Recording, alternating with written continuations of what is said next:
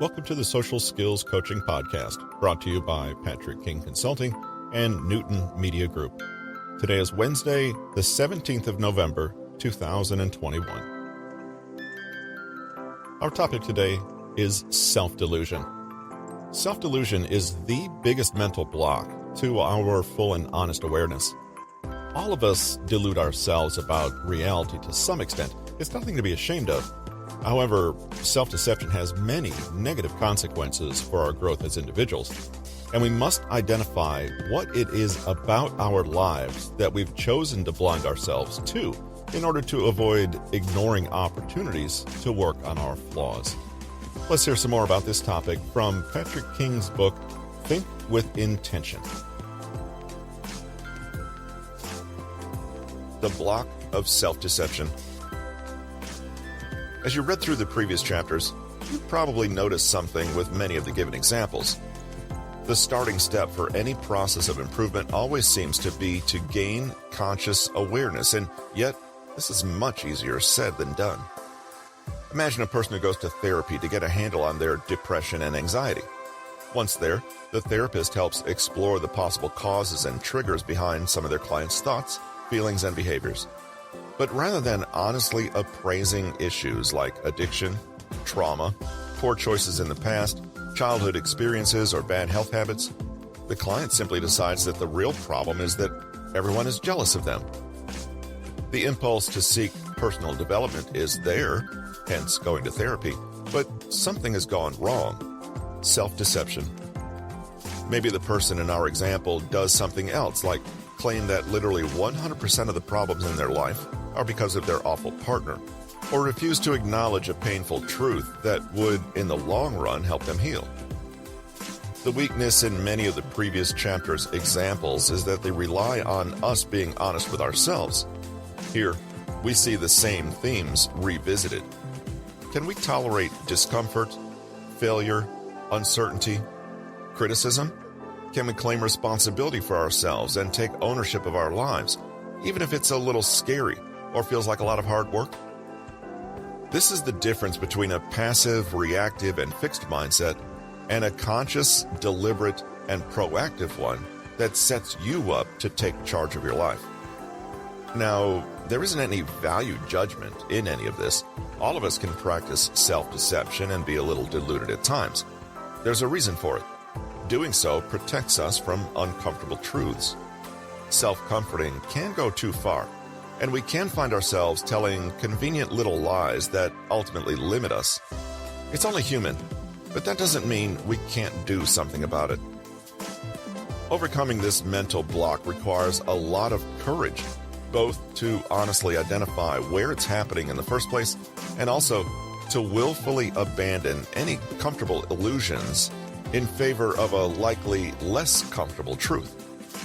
Living in a world of your own deceptions does have some perks, but as we'll see in this chapter, the costs may actually be more than they're worth. And it's a real understanding of this fact that can allow you to gradually loosen self-deception and intentionally cultivate more resilience and honesty. The trouble with self-delusion is obvious. It's almost impossible to spot by design. It's a tricky problem. How can you ever really know if you're lying to yourself?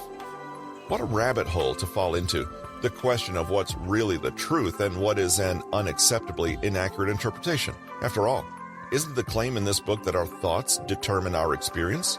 Aren't we deliberately trying to cultivate, in a way, certain positive illusions in ourselves? In fact, overcoming self-delusion is not nearly as complicated as all this. It all comes down, again, to the stories we tell ourselves, our value judgments, and our expectations. If we follow the emotion, we'll soon arrive at any less than accurate white lies we're holding on to. How to identify self-delusion? 1. Have self-compassion. Remember, self-delusion is there to serve a purpose, to shield you from painful truths. You can only peek at these painful truths if you're genuinely willing to believe that whatever truth I uncover about myself, I accept with kindness. Try not to judge yourself or feel shame. Just become curious and remember, you're not trying to attack yourself. Self-understanding is about loving yourself enough to change with kindness. 2. Next, zoom in on your defense mechanisms. You'll know you're employing a defense mechanism when you feel defensive or suddenly and irrationally emotional about something. These buttons are a clue that there is hidden and unacknowledged material in your psyche. Proceed gently instead of avoiding or denying. For example, if you've always been touchy about your weight, like the woman in our previous example, and one day feel criticized, stay with the angry feelings that may emerge. Could it be that the person criticizing you has said something a little close to home? Unravel this thread to find where you may be telling yourself little white lies. 3. Look out for absolute language, i.e., words like always, never, completely. Watch out for black and white thinking, i.e., something is all one thing or all another, without any gray area in between. This signals an inability to tolerate nuance, i.e., reality. Look at the stories you tell. The self-deluded ones may be overly simplistic, primarily emotional in content, and have an absolute quality about them. For example, it's the difference between, I can't help it, I have fat genes, I'll always be a fat ass, and, man, losing weight is hard. 4. Self-delusion often goes along with the failure to take responsibility. Psychologists talk about your locus of control, i.e., where you see agency arising from. Grounded, realistic thinking acknowledges external factors, but largely works from an internal locus of control. That is, it takes personal responsibility and ownership of what happens in life. Self-delusion, in contrast, may have the flavor of blame, passivity, and victimhood. 5. Sometimes a self-delusional mental story is one that is convoluted. Have you noticed how people telling a lie will often go on and on, adding countless unnecessary details, i.e., protesting too much?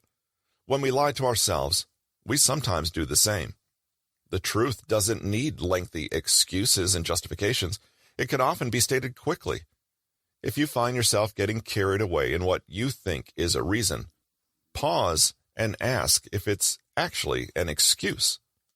As you can see, this isn't easy work, and it's not something you do in an afternoon and tick off the list forever. Combating self-delusion is hard because we are the only ones who will ever really hold ourselves accountable. We can lie effectively to others and to ourselves and never be challenged to be better. We have to ask more of ourselves. Is it really true that you could have completed an MBA, only you chose not to because you thought it would be too easy? Is it really true that the only reason you're single is because you're too nice? Is it really true that you drink so much because your job requires it? Sometimes we delude ourselves with a story of what we think should be the case. It can be helpful to look more closely at this should narrative and ask where it came from, whether it's true, and if you really like the way it makes you feel, think, and behave. Overly high expectations can cause us to believe we need to be perfect, need to be happy all the time, need to be in complete control. Are you seeing echoes of the fixed mindset here? We may have succumbed to external ideas of what we need to be, smart, wealthy, attractive, happy, etc., and constructed little white lies to cover the difference between those lofty ideals and how we really feel. But with a growth mindset, an attitude of deliberate and conscious intention, and bucket loads of self-compassion, we see that it's not the end of the world to be what we are. Even if we're sometimes confused, broke, sad, or unappealing to others. In fact, if we hope to change reality, we need to be able to look at it honestly first, without any distortions. It may not always feel like it, but integrity and resilience are actually more valuable traits to develop. We don't dwell on our flaws because we're masochistic or hate ourselves. We do it because we value growth. We value ourselves and our experience. Yes, it may be tempting, for example, to always be the victim and blame someone else for our problems. But the more conscious view sees that this position isn't all that satisfying, because it never empowers you to make meaningful changes, never encourages you to own your own agency. Isn't there more to life than comfort? We'd like to hear your comments regarding our podcast. Please take a moment, send us your comments or questions to kingpodcast@newtonmg.com or visit bit.ly/pkcomment. Both those links are in the show notes. Thank you for your time, and we'll talk to you in a few days. This has been How to Think with Intention, how to identify, transform, and apply mindsets for control, confidence, growth, and freedom. Written by Patrick King, narrated by Russell Newton. Copyright 2020 by Patrick King. Production copyright by Patrick King.